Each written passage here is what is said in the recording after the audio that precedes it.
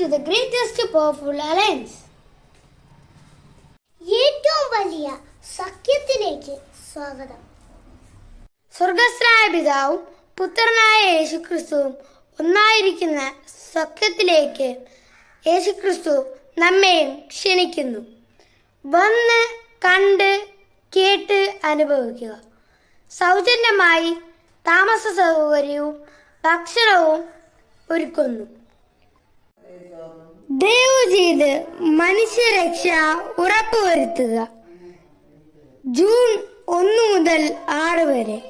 സ്ഥലം പ്രാർത്ഥനാലയം, പഞ്ചായത്ത് റോഡ്, കുഴുവേലിപ്പടി, എറണാകുളം.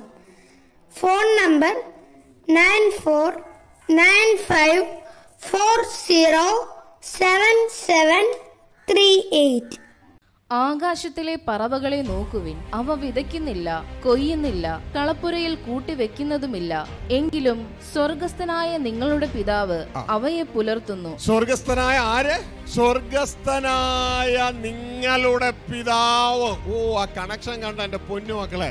സ്വർഗസ്ഥനായ എന്റെ പിതാവെന്നല്ല കർത്താവായ യേശു പറഞ്ഞ്, സ്വർഗസ്ഥനായ നിങ്ങളുടെ പിതാവ്. അപ്പൊ നിങ്ങൾ ആരാ? ആ അപ്പന്റെ മകൻ. ആരെ പോലെ? എന്നെ പോലെ തന്നെ ആ അപ്പന്റെ മകനാണ് നിങ്ങൾ. സ്വർഗസ്ഥനായ നിങ്ങളുടെ പിതാവ്. അതുകൊണ്ട് തളർന്നിരിക്കുന്ന മകനെ, ഈ ഓൺലൈനിൽ കേൾക്കുന്ന, ഈ യൂട്യൂബിൽ കേൾക്കുന്ന, ഫേസ്ബുക്കിൽ കേൾക്കുന്ന തളർന്നിരിക്കുന്ന കുഞ്ഞെ, നീ തളരേണ്ട. കർത്താവ് നിന്നോടാ പറയുന്നത്. ആകാശത്തിലെ പറവകളെ കണ്ടോ?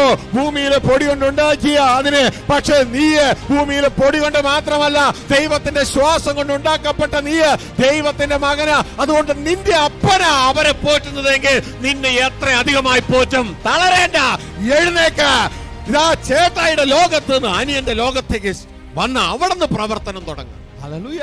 തളരരുത്. ഇത് എന്റെ ജീവിതത്തിൽ കർത്താവ് മനസ്സിലാക്കിയപ്പോഴാണ് രണ്ടാമത്തെ പുസ്തകത്തിന്റെ ആ സന്ദേശം എന്റെ അകത്തേക്ക് വന്നത്. ഹല്ലേലൂയ. ജയിക്കാനായി വീണ്ടും ജനിച്ചവർ. ദൈവത്തിന്റെ വചനം പറയാ, ഇവിടുന്ന് ഈ ലോകത്തുനിന്ന് ജനിക്കുന്നതല്ല ഇവിടെ ജയിക്കുന്നത്. ദൈവത്തിന്റെ വചനം പറയുന്നു, whatsoever born of God, ദൈവത്തിൽ നിന്ന് ജനിക്കുന്നതൊക്കെ ലോകത്തെ ജയിക്കുന്നു. മനസ്സിലായോ? ഇതാണ് system. Hallelujah. Law of the spirit, the God headed operation. ആത്മഹത്യ കത്തെഴുതി വച്ചിട്ട് ഇങ്ങനെ നടക്കുകയാണ്.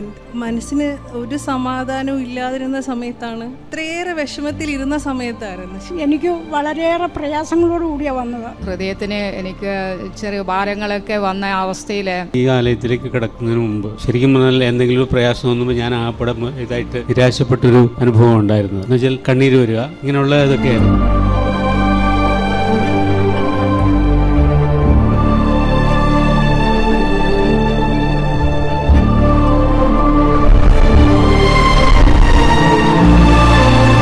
പ്രാർത്ഥനാലയം ഒരുക്കുന്ന മനുഷ്യരക്ഷാ ധ്യാനം.